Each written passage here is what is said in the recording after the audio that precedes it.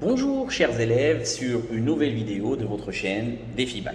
Je suis El Mehdi El Kourti, votre professeur de français, et je vais vous accompagner dans cette série de vidéos dans le dessein de mieux appréhender votre année de seconde à l'école El Jabr et d'acquérir tous les outils nécessaires pour réussir votre année et préparer sereinement la suite, votre première en l'occurrence. Pourquoi une vidéo sur YouTube? L'idée est d'avoir à votre disposition et à chaque fois que vous en ressentez le besoin, que ce soit en seconde ou même en première, un moyen qui vous permettra de réviser les leçons les plus importantes.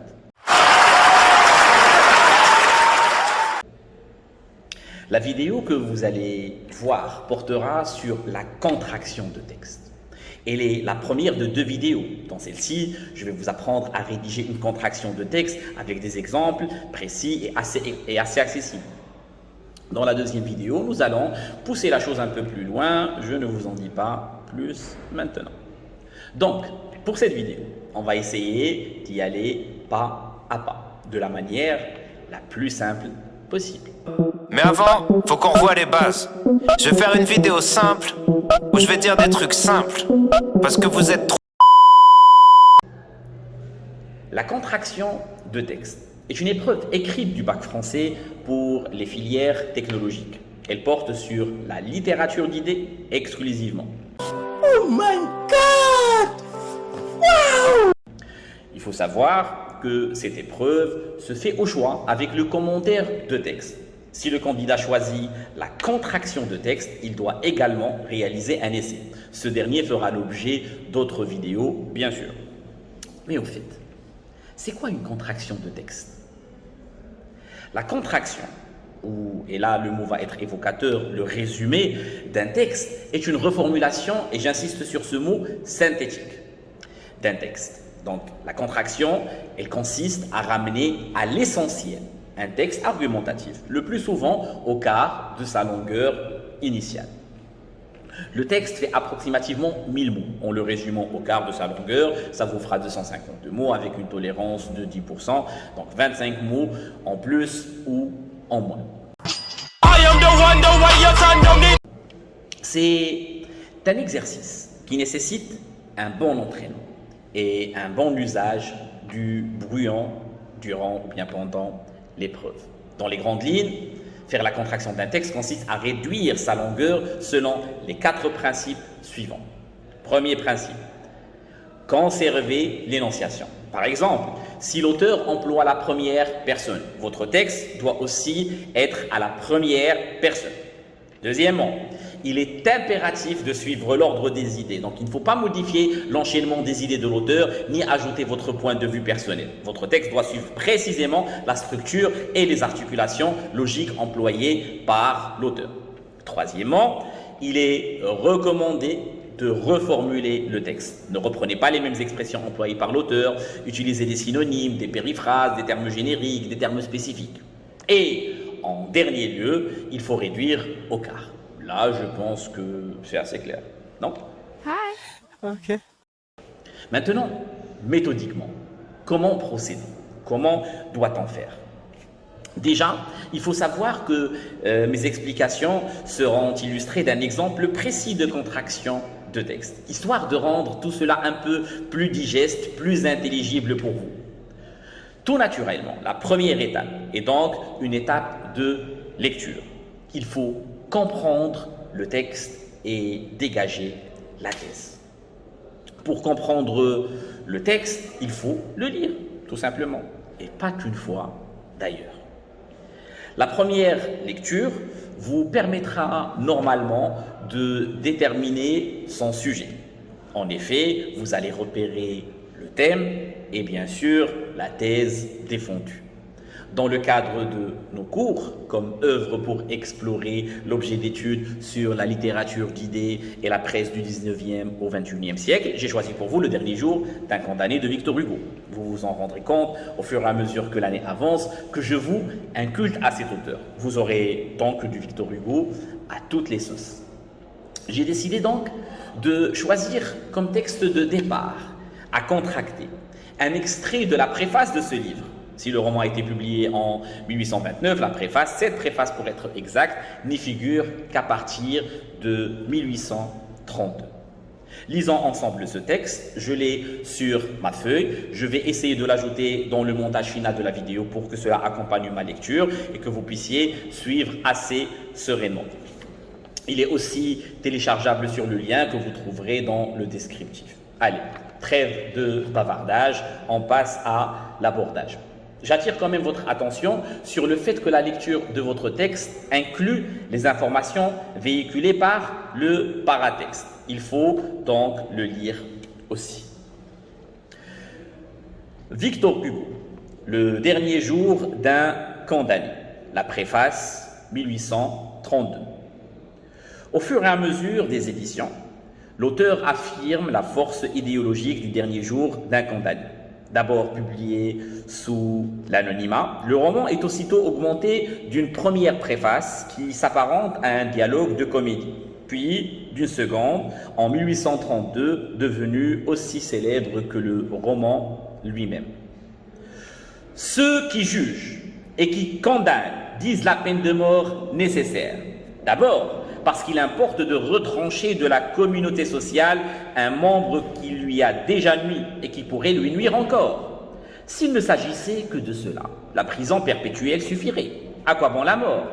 Vous objectez qu'on peut s'échapper d'une prison. Faites mieux votre rang. Si vous ne croyez pas à la solidité des barreaux de fer, comment osez-vous avoir des ménageries?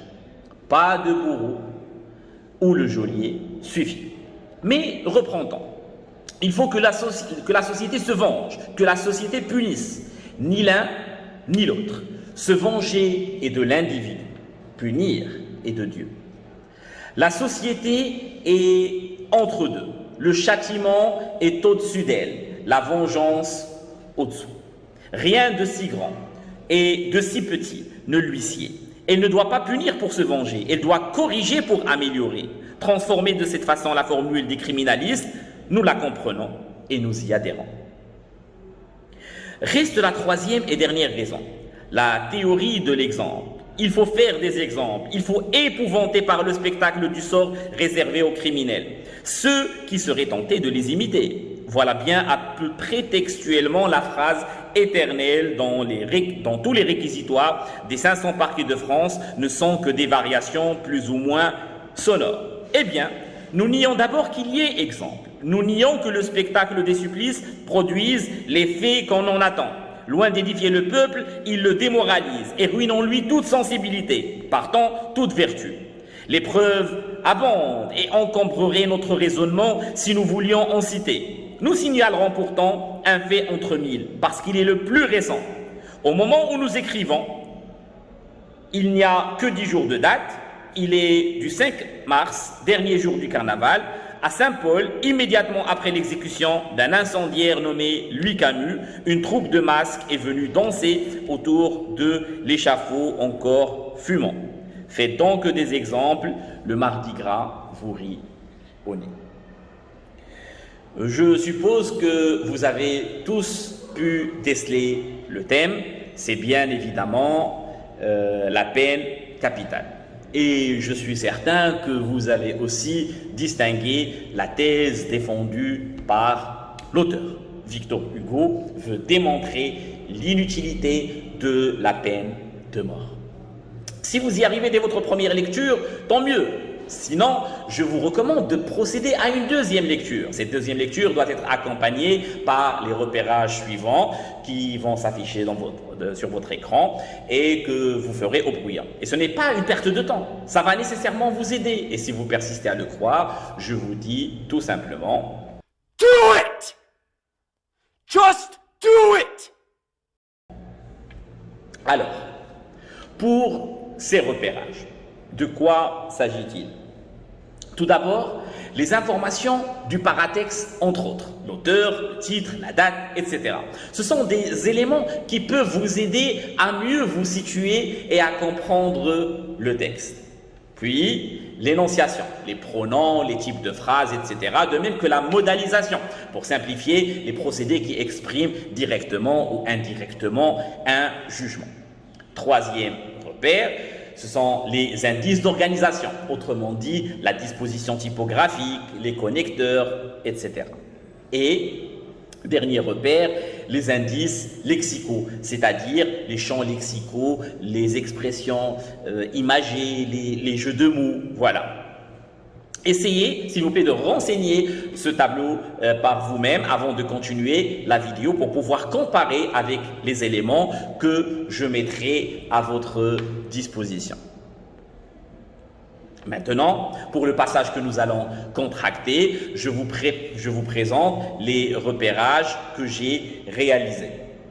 Pour les informations du paratexte, l'auteur est Victor Hugo, il s'agit de la préface du dernier jour d'un condamné et la date est 1832. Vous le savez tous, Victor Hugo est abolitionniste toute sa vie.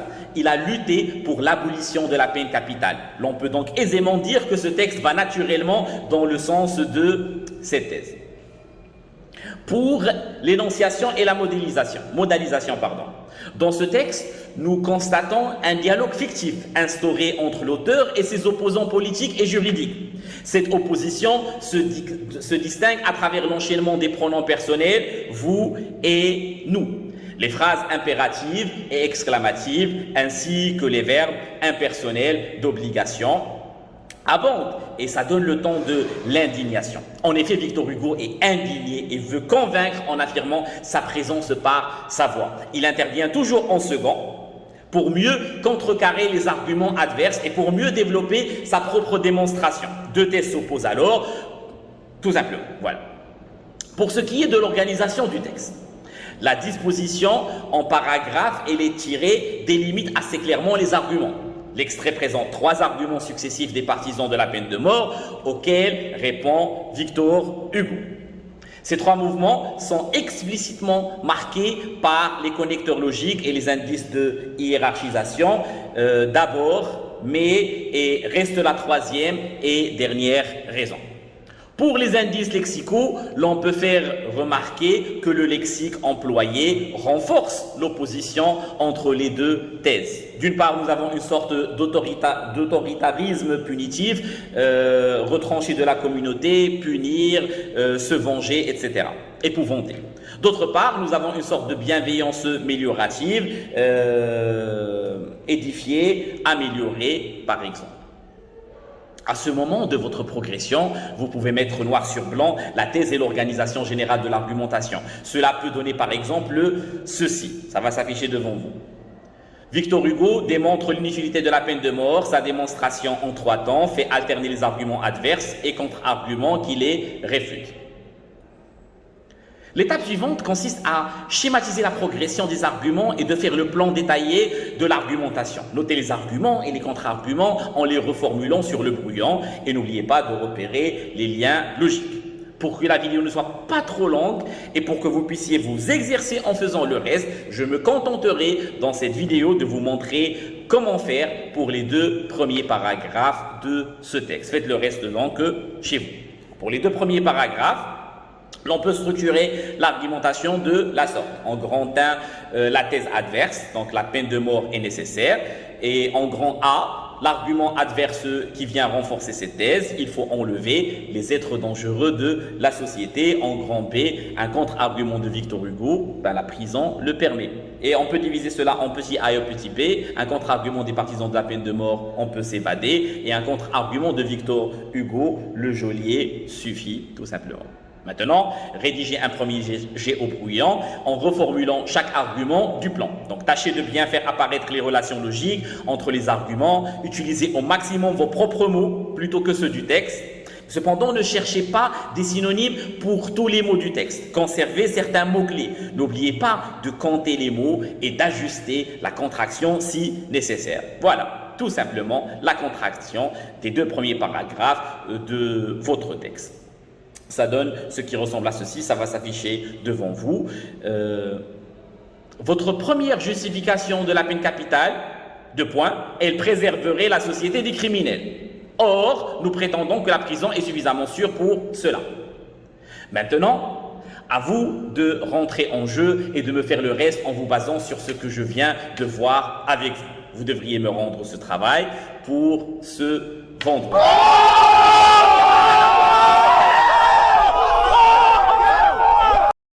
Sur ce, je vous dis, chers élèves, ciao!